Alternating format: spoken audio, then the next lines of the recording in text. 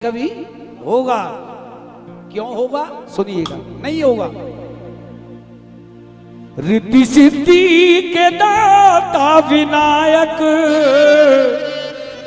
पहले हुए ना आगे भी होंगे। रिद्धि सिद्धि के दाता विनायक पहले होंगे ना आगे भी होंगे। समझ में आया नहीं आया? किस किस के नहीं आया ये बताओ, और जिस जिसके आ गया वो बताओ। रिद्धि सिद्धि के दाता विनायक पहले हुए ना आगे भी होंगे।